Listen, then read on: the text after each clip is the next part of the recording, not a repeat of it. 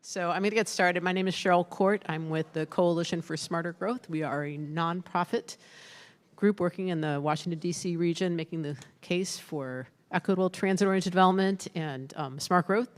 And I just wanted to first ask our panelists for, this is the creative approaches to funding equitable transit-oriented development, equitable communities. And so I'm going to ask each panelist to briefly introduce themselves, and if they want, or we can weave this into the rest of the conversation, talk about what equitable transit-oriented development and communities means to them. So Interim Director Hubbard, would you like to start? I think you're mic'd. Absolutely. Can you all hear me? There we go. I'm Drew Hubbard. I currently lead the DC Department of Housing and Community Development, but have been in various roles in district government going on 20 years, and always around issues related to housing and workforce development and other safety net issues around lower and moderate income residents and their needs. What this means to me, it's part of a larger deliberate push to undo decades and decades and decades of systemic racism, and looking at the ways that transportation and highway systems and other things had been put in place deliberately to disenfranchise people of color. So this is a way to really look at reconnecting communities, reconnecting populations to the lifeblood of their communities, to the center where jobs are, and affordable housing has to go along with that discussion, how we re-enfranchise people who have been left out over the decades. Hi, everybody. I'm George Leventhal, Director of Community Health at Kaiser Permanente, our region's largest healthcare system. Kaiser Permanente is very committed to addressing the upstream social determinants of health, and housing stability is one of the most important of those. I'm the geek who brought a slide deck, but I won't get into it just yet. I do have a few points I want to make from the slides, but I'll yield first to Senthil. Good afternoon, everyone. Senthil Sankaran, Principal, Amazon Housing Equity Fund. I've been with Amazon for just under a year, but it's been a whirlwind year at that. I've been in the housing and development space for about the last 15 plus years, various roles with the District of Columbia as Director of Real Estate with the Deputy Mayor's Office, as well as working at a private developer, Eden's working at Union Market, as well as a stint at the DC Housing Authority.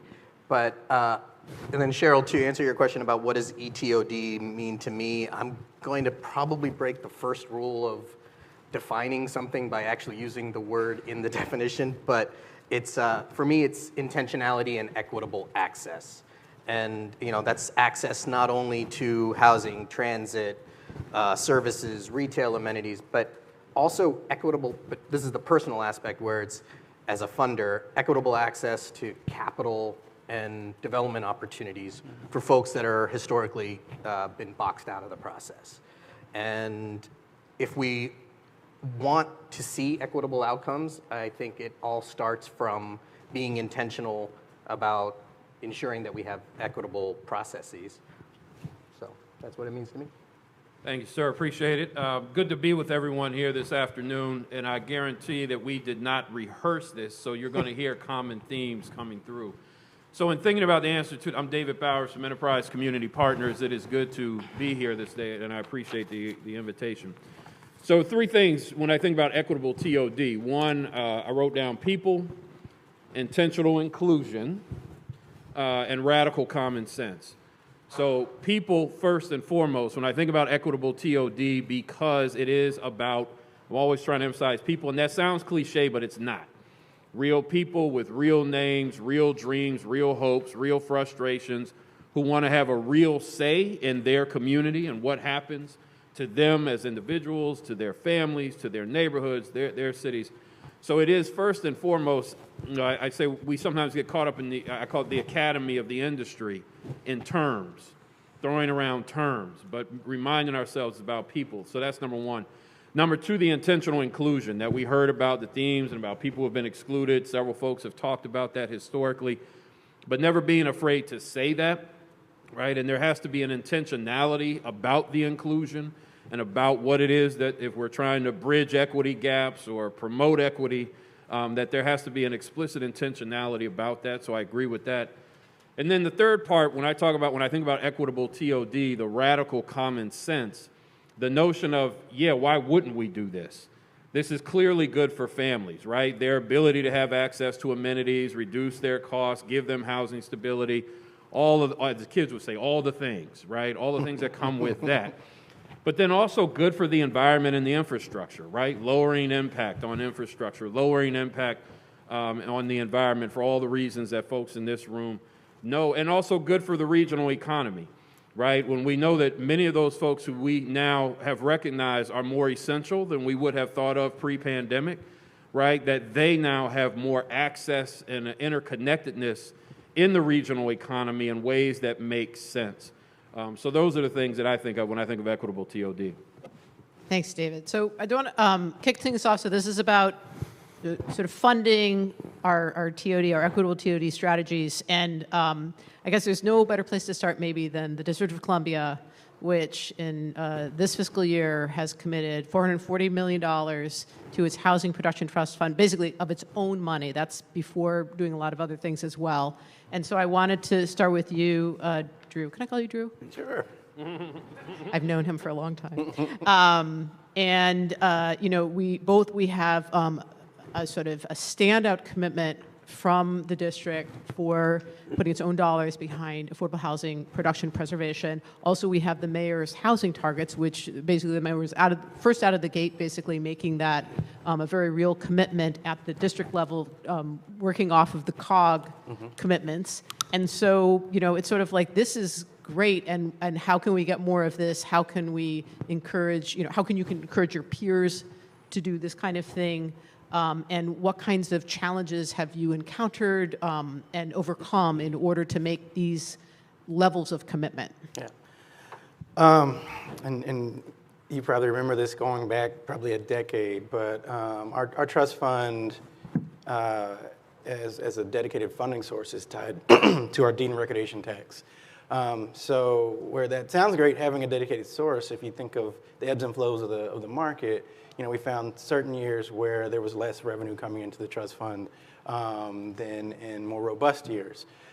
So in a past life, when I was at the city council, we tried to put in place a minimum that would go into the trust fund every year. It passed, but then it had to be appropriated, and the mayor at that time decided not to do that. So, over the course of kind of some of the early years when the trust fund was really starting to do volume, you'd get maybe $30 million or, a high of 70 in any given year, but with not a certainty of how much was going to be available on a regular basis.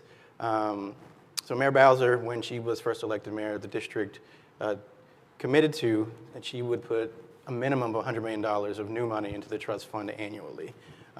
She did that for the first 6 years of her time in office. And then she plussed that up over the last 2 years. Last fiscal year, the amount jumped to $450 million, and this year, as Cheryl said, we have $440 million of new money to put towards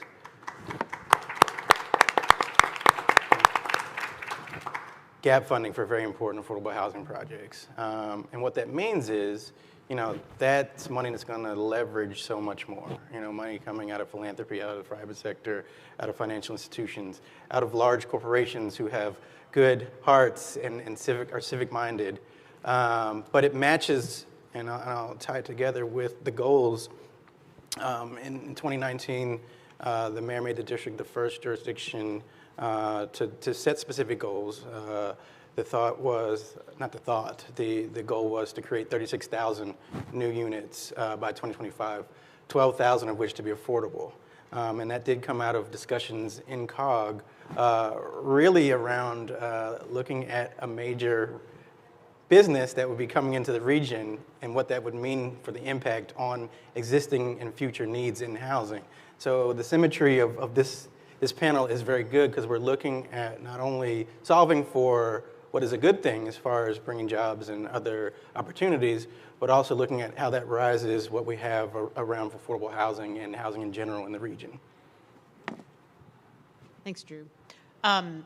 I want to ask Senthil about the Amazon's Housing Equity Fund. It's it's very new to our region, but certainly very noticeable. And I think a lot of people are really interested. How does Amazon and its Housing Equity Fund see its role in the region, in Arlington, and the rest of the region? And how do you decide what you're going to be investing in and why? Well, I'll start with, this region, which we call HQ2, it's one of our hometown communities. And for Amazon, whenever it's part of a community, I think it's important for it to, and it's important especially for our team, to truly show up. And so that's where everything starts. And then, and to be a part of that community, not just for our employees. So, to date, I think inclusive of the announcement that was made today, we've invested over $1 billion in this community, and I think, and those dollars are spread completely across the region, including, Fairfax, Arlington, the district, Montgomery County, and Prince George's. So, and that's all intentional. And, as you might imagine, Cheryl, I get the question a lot, about, how do we choose where to invest? And I'll be frank, there's no secret code to crack. What we've found is, and what I use is, we have 3 North Stars, essentially, that I think that have, worked well for us, in terms of, preservation is a key priority for us. Our investments are pretty equally balanced between both preservation and new construction. And in that vein, we can't assume just because there's naturally occurring affordable housing in what we might call desirable areas now and today, we can't take for granted that they're going to be like that. So we have to be intentional in terms about where we place our investments going forward. The second piece I would say is partnerships, and today's project is a great example of that we're talking about here at the Strathmore. Where we have our partnership with WMATA, which has been discussed at great, I think at great length today, and we've done multiple, over 1,000 units with WMATA over 4 projects in the region in just the span of 18 months, and not even. And would love to do more, and so that's one key partnership, but it goes beyond that as well. And sometimes it's informal partnerships and we have some great partners here at the table. We recently actually announced, I think it was in September, where we did a deal, we held our announcement about the district, how we were announcing over $140 million in multiple projects across the district. But we hosted it at again, a partnership with WMATA and the district at Congress Heights. And it was a deal in which, Drew's organization was a large player, in that deal. And it's proven to be effective when we are able to find ways to solve things together. I know he left, Christian left, but he had a quote up on his presentation today, saying that if the challenges are interrelated, so are the solutions. And I don't know if I can credit that directly to him or to the greater COG report, but that's Amazon's approach, our Housing Equity Fund's approach is how do we look at partnerships, whether they be traditional or non-traditional, in order to address the issues that we all face. And then finally, I'd say Cheryl is and it's to the theme of today, is really the focus of equity. And as I said earlier, is what it means to me. That's a really broad definition. It's not just equity of opportunities for residents, but also equity of access, to capital and to opportunities throughout the development process. And one key example that I don't think has been mentioned today, but I'm sure Catherine is going to mention about it, and some of my colleagues, I see, Jamie and Kellyanne are here, is the Accelerator program that we have in partnership with Capital Impact Partners here in this region. And I see quite a few of our fellows here. Can the fellows raise their hand that are part of it? Thank you. And I know we had a couple more that were here this morning as well. But it truly is, it's an investment, as David was saying. And by the way, it's an honor to be on stage with David, and He could preach for hours. But it's about people, right? It's not just about investments in projects. And I mean, that's one of the most proud elements personal elements for me to be a part of the Housing Equity Fund, is that we're investing in people. And then we also know that the multiplier effect that ends up having over time. Thanks, Atul. So next I want to turn to George Leventhal with Kaiser Permanente. And, Kaiser Permanente is a health organization, but it has taken up to a great interest in affordable housing and transitory development and the Purple Line. And I am so interested to hear the origin story, really, George. Great. So please share with us. So the first question Cheryl wanted me to address is, why does a healthcare system get involved in promoting affordable housing? And that's a question I have to answer frequently internally, because I work for a very, very large company, and we are not a housing developer. We are not a landlord. We are a healthcare system. Internally, the benefits are substantial. It creates opportunities. It builds positive brand identification. I'm here today with my company's logo on all of my slides. It's created opportunities for visibility and storytelling. It's created opportunities for relationship building and stakeholder engagement with a wide array of local businesses, nonprofit organizations, and local government officials. It's brought $5 million in investment capital to this region from Kaiser Permanente's national headquarters. It's led to at least 1,000 new or rehabilitated affordable dwelling units in the development pipeline each year. It's led to visibility for Kaiser Permanente. This is a guy named George Leventhal was quoted in the Washington Post recently. The linkage between healthcare and housing is extensively researched and recognized in academic literature. This is a quote: "The impact of housing on health is now being widely considered by policymakers. Housing is one of the best researched social determinants of health, and selected housing interventions for low-income people have been found to improve health outcomes and decrease healthcare costs." That's from the Health Affairs Journal. The average life expectancy for a person without stable housing is nearly 30 years less than the average housed person. So in addition to promoting affordable housing, we devote a lot of our philanthropic activity to addressing homelessness, because it's such a health catastrophe to be homeless. I don't want to spend a lot of time on this, but this is the cautionary tale of what happened in Columbia Heights. In 2015, Governing Magazine called Columbia Heights the nation's fastest gentrifying neighborhood. The Northwest Washington, D.C. neighborhood was historically African American, with a significant influx of Central American immigrants from the 1980s onward. The Columbia Heights Metro Station opened in September 1999. This is a quote from Governing Magazine. "White, wealthier persons streamed into the neighborhood, and market rate housing prices skyrocketed by 146% from 2000 to 2010, pushing out lower income African American residents and Latino residents." And I won't read all these indicators between 2000 and 2010, but substantial indicators of displacement.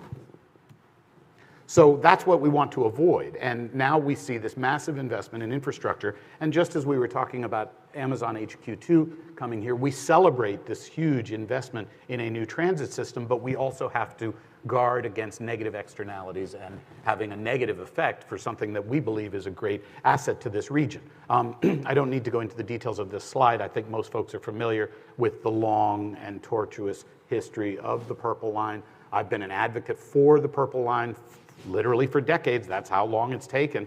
And it's now scheduled to open in 2026. So what has happened as we look at the effects of development, transit-oriented development, is that where there is already a metro station, that is Bethesda, Silver Spring, College Park, development is flourishing. There is also substantial new development at Chevy Chase Lake, which is pretty much walking distance to Bethesda Metro, but there will be a Purple Line station there. But development has lagged at locations where a Purple Line station will be open in the future, but that is not co-located with Metro. Those are the Littonsville, Arliss Street, Piney Branch Road, Tacoma Langley, Adelphi, Riverdale Park, the two Riverdale Park stations, and Beacon Heights. These communities also, and I know my friends from COG are here, we have this regional divide. These are communities that tend to be on the eastern side of the transit line. They have household incomes significantly lower than the communities where new development is thriving. So since its inception, I've been supportive and knowledgeable about the Purple Line Corridor Coalition, formed in 2013. It's a multi-sector collaborative led and administered by the University of Maryland's National Center for Smart Growth in partnership with a coalition of community organizations, state and local governments, nonprofits, philanthropies, and businesses. PLCC led the creation of the Community Development Agreement for the Purple Line Corridor, which articulates a collective vision for vibrant economic and community development. The coalition concentrates its work in 4 areas: housing, small business, workforce, and placemaking. Since 2019, Kaiser Permanente has convened and shared leadership of the PLCC Housing Accelerator Action Team, whose goal is no net loss of the estimated 17,000 homes now within 1 mile of the Purple Line that are affordable to families at or below 60% of AMI. We anticipate high pressure on rents, home prices, and land values when the Purple Line light rail system is in operation. We convene bi-monthly meetings of nonprofit and for-profit housing developers, local government officials, bankers, lenders, and CDFIs to accelerate a pipeline of affordable housing projects. We've retained a housing development consultant to work with property owners, developers, and lenders to advance projects into the pipeline. Kaiser Permanente contributed $5 million to a revolving loan fund for affordable housing in the Purple Line Corridor. The fund is administered by the National Housing Trust. It currently totals $11 million and growing. 5 loans totaling $2.73 million have closed from the loan pool. The most recent one, actually this may be out of date. No, the most recent closing was October 21, but we've got a couple others near term. The pipeline includes 4 new projects expected to borrow a total of $29 million. Kaiser Permanente's total investment to date has been $5 million in loans, $670,000 in grants, with more coming up, $200,000 in contracts, including the housing development consultant who I mentioned earlier. I'll just go through these quickly. I won't even read them out. These are just examples of multifamily housing along the Purple Line Corridor that have been financed by this revolving loan fund. And these are some single family and duplex home ownership opportunities that have been financed through the fund. What I really want to get to is this last slide, which is lessons learned for equitable community development. It's important to plan for the long term. It took more than a decade after the Columbia Heights Metro Station opened for gentrification fully to manifest. Transit projects take decades to come to fruition, and affordable housing projects also take many years. Investments must have a long time horizon. It's difficult to provide a precise timetable. This may be a challenge for philanthropy that demands quick and measurable outcomes. The investment is more likely to manifest after the train is up and running rather than before. The uncertainty over the construction schedule for the Purple Line has had a depressing effect on development. The mere presence of a transit station does not guarantee transit-oriented development. Investment gravitates to places where investment has already occurred. This places historically disadvantaged communities at continuing disadvantage. And if you want examples of that, here they are: Branch Avenue, Suitland, Naylor Road, Southern Avenue, Congress Heights, Anacostia, Benning Road, Capitol Heights, Addison Road, Minnesota Avenue, Deanwood, Cheverly, and Landover. And finally, justice and equity call for attention to be paid. Those who have waited patiently to benefit from the long-awaited infrastructure should not lose the ability to live near it as a result of ancillary investment and rising wealth. At the same time, communities that have historically been discriminated against should have the opportunity to benefit directly from investment, infrastructure, and wealth formation. And we're done. Great, thank you, George. Well, I want to turn to David with Enterprise Community Partners, and David sort of on the front lines as someone who does some funding, but also is building and making a lot of investment decisions about affordable housing. And I want to ask you how you consider transit access as part of your investment in affordable housing strategies, and what you see are the impacts from your work. Sure. Thanks, Cheryl. Appreciate it. And I will tell people, I joked earlier on a call around the Purple Line with Dr. Leventhal earlier that we were going to flip roles, and I, the preacher, was going to say amen to him. So I'm just going to say amen to what he said on his slides, because that is powerful. So, Cheryl, to your point, to your question, it plays an important role. And for folks who have children, I've heard them oftentimes say when they're asked a question, Do you love all your children the same? And they're like, yeah, we love you the same, but we love you differently, right? So we'll look forward to doing production and preservation work anywhere in the region. But there's a nuance where if it is near transit, we can put some extra emphasis as we look at how we invest our time, our talent, and our treasure. For an organization like Enterprise, where we do policy work, where we do financing work, we do programmatic work, and also provide grant dollars, there are multiple touch points from a platform. So I've been in the game now, Catherine Buell, long enough to remember that before the market crashed in the late 2000s, going down to talk to Michael Badakin at the National Housing Trust about a vision we had about doing something called Green Path, the preservation of transit-oriented housing. And what was really driving us was this notion of looking at transit-oriented development opportunities, particularly looking at east of the river in D.C. as a starting point, last frontier, critical mass of affordable stock in the city, and also places around the region where there was planned investment coming. And literally within a couple of months of having the conversation with Badakin, the world went upside down. So it was very hard, and obviously we all know what happened then with the economy and all of that. But to Cheryl's question, the notion of looking for places where there are transit nodes existing or coming, knowing that for all the reasons that have been outlined, it's important to try to make sure that the opportunities for low-income residents to stay there or to move there are critical. So we will then, as it relates to our strategic priorities around increasing housing supply, expanding racial equity, and promoting resilience of the built environment and for residents, we'll look at how do we then invest our time, talent, treasure. So what does that look like in simple talk? So we've been very involved since early day one with the Purple Line Corridor Coalition, from the very early stages, around one of the original signatories of the Community Development Agreement, doing the work, as I said, even today now. My colleague Laura Searfoss is here and does a lot of the work with that, but we have been very involved with the Purple Line Corridor Coalition work on the housing component, trying to bring our expertise, again, from not only financing dollars to our policy work, our ability to raise capital, raising money from Chase or the Pro Neighborhoods grant, with dollars that go to both the National Housing Trust and Latino Economic Development Corp. So we're constantly saying, like, there's an opportunity here, there's a need here, so we're going to invest an extra amount of our staff time, try to bring our capital here. We do the same thing when we look even at some of our programmatic work, like through our faith-based development initiative, identifying how can we go in extra with houses of worship who are near transit nodes, some of which are along the Purple Line, some in Northern Virginia that we work with, some in the district, right, to know that you're sitting on prime property. So when we're doing work with houses of worship anywhere in the region, we know, hey, we want to raise this to their attention. You got a little something extra here. So for us, it is something that we look at as one of the screens, right, of in a jurisdiction. Is there a good ecosystem of an enabling environment, willing partners? Is there a potential pipeline that exists or that could be nurtured? And then how do we, as it relates to all these transit nodes, how do we bring in? I appreciate the comment on the prior panel. It could be metro, could be light rail, could be frequent bus service, but looking at where people are, what their needs are, and then how do we bring to bear. So it does play a role for us, Cheryl, in how we look at the investments we make.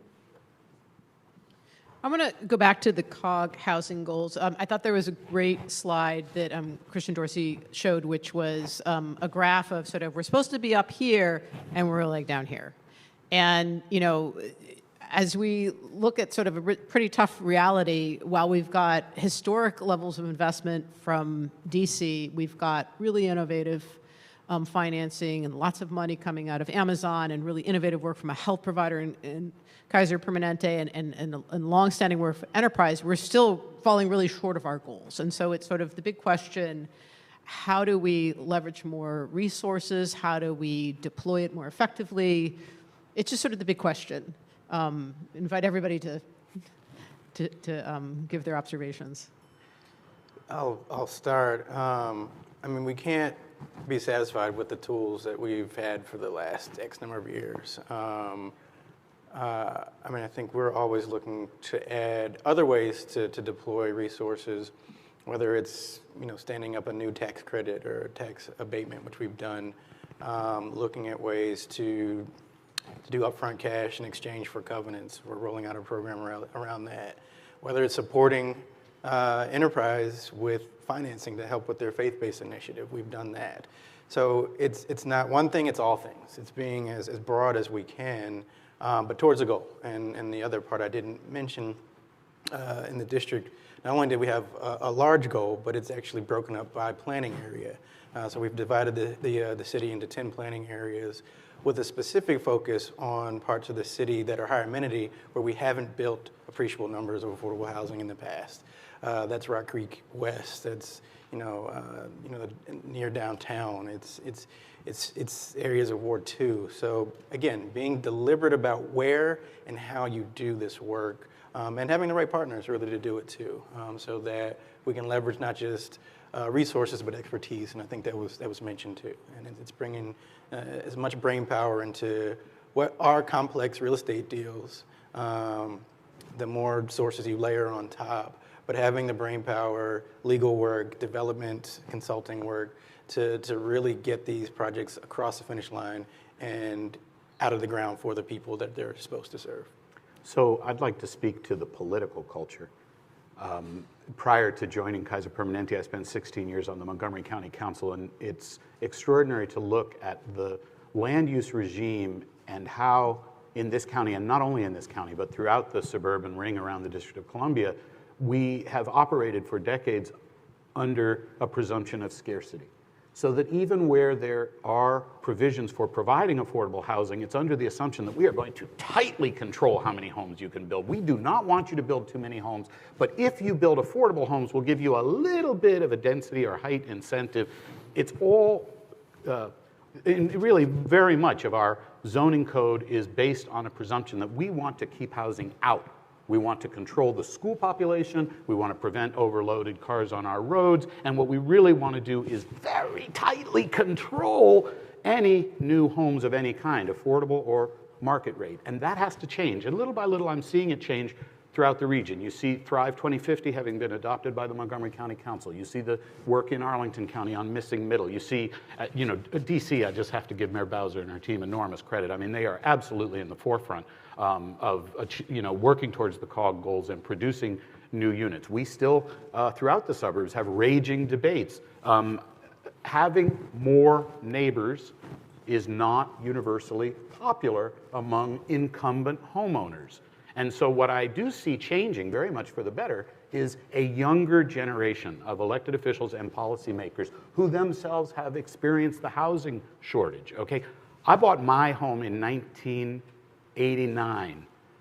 I am stably housed. People like me, longtime homeowners, don't really understand how difficult it is to get a foothold in this market if you don't have one already. And yet you look at the new crop of folks who are getting elected, they are younger, they're more diverse, and they have a better understanding of the need to change that scarcity mentality, change the way we regulate land use and zoning. And finally, before I yield, we do have to recognize how so much of land use and zoning has historically been used as a tool of segregation to keep the wrong people out of these neighborhoods. We want to keep these neighborhoods nice, and so the barrier of entry to getting into the nice neighborhoods with the good schools, with the high property values is very high. You have to own a single-family home on a detached home on a large lot. That must change, especially closer to transit. We've got to liberalize, radically change the way we restrict multifamily housing, the way we restrict duplexes, triplexes, townhouses, large apartment buildings. We have to be open to different housing types, different housing shapes. And so the YIMBY movement is such a welcome development from my point of view. I wish it had existed when I was an elected official. I was YIMBY before YIMBY was cool. It's great to follow both of you guys in this conversation, but I'm going to sound like a broken record when I use the word intentionality again. Like, as a funder, it becomes so important as to where we fund, how we fund, who we fund, and the best way for us to do that as a funder, and I'd be curious, George, if you agree, is knowing what the priorities are within a region. And I think where this region has, excelled is in being able to set what those priorities are. I mean, like, we work obviously in multiple jurisdictions in this region, as well as, like, we're investing, the fund is investing in Nashville and Puget Sound.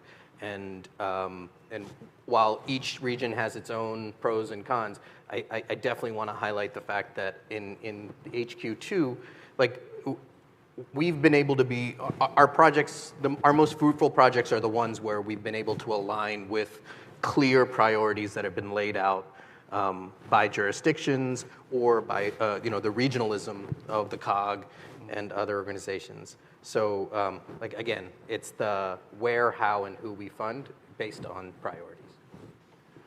So I've been asked many times over the years, what's one of the biggest challenges within our industry? And what I've said to folks oftentimes for many years is two things: small thinking, scarcity mentality, and the lack of open and honest conversation. The technical side, what we have is not a head problem, we have a heart problem, right? There are plenty of brilliant people who, if you need to do 8 layers of financing and figure out zoning or know how to build a building that can withstand a hurricane, they can do all of that for you. We don't have a head problem, we got a heart problem. There was a report that we commissioned a number of years ago, the Housing Leaders Group, that it was called, and the author of the report titled it "Call the Question," because his point was, when he looked around at all the issues around affordable housing, it came back to what sounds cliche, but he said what we really need to do is call the question: do people really want to solve for this? I was in a meeting in the Council of Governments a couple of years ago with elected officials.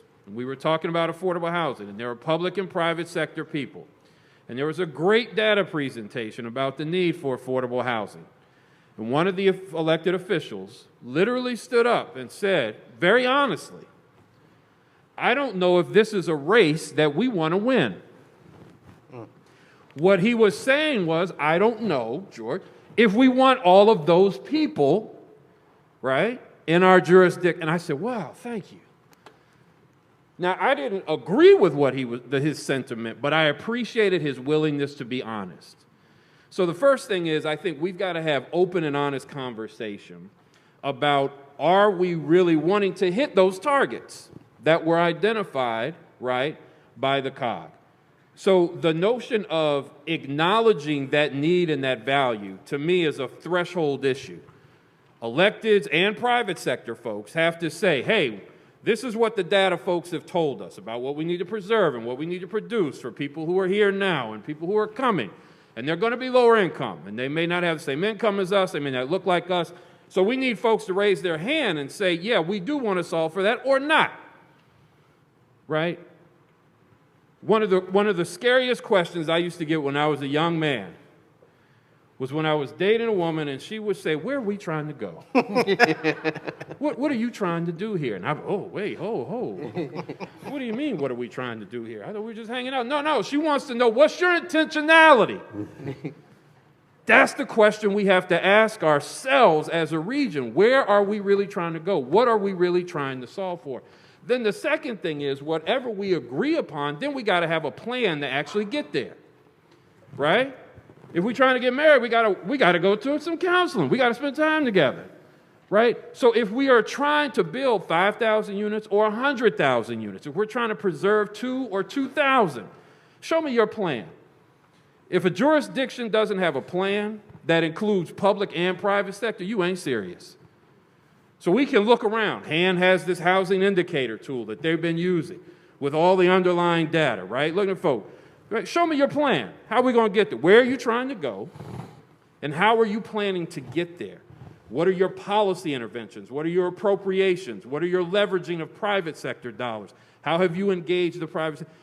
So then there's that. And on the private sector side, let me say I always love, and I mean this sincerely, this is not being pandering, Amazon and Kaiser Permanente, I always point to, because they are two very different types of companies, but are examples of private sector companies who have gotten to yes.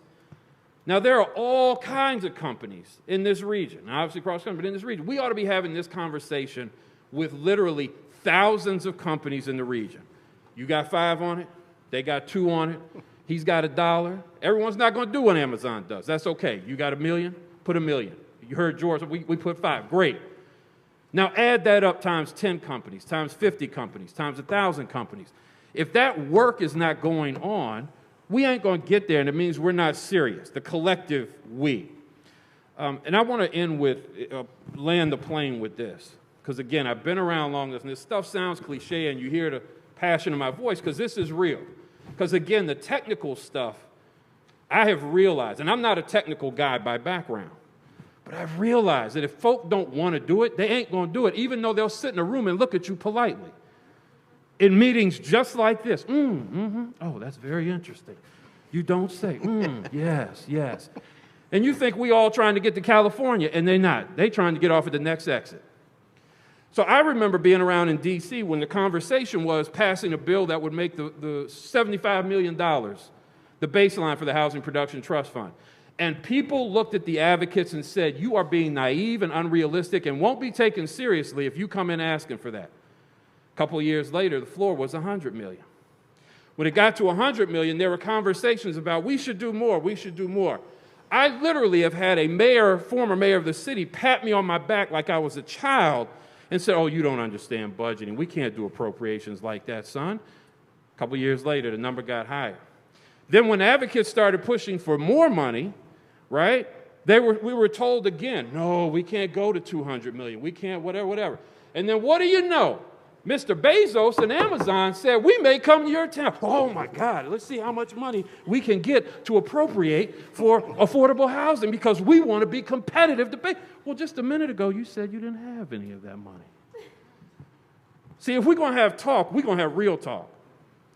What you said wasn't available before. Now, all of a sudden is because, well, good, great. If it takes, I don't care how you get in heaven, as long as you get in. So if it takes Amazon coming to get the governments to do what they're supposed to do, great, right? And then the last example I'll use is COVID. I did appropriations work, working in Senator Mikulski's office. That's where I worked George Leventhal when I was a young guy. He was the chief of staff, or alleged director. So I had the blessing of doing appropriations work. You know about the deferred maintenance for public housing in this country? About $40 billion. People would say you can't do it. It's unrealistic. They would never even think of floating a bill to do that. And then COVID hit. And all of a sudden, trillions of dollars started flowing.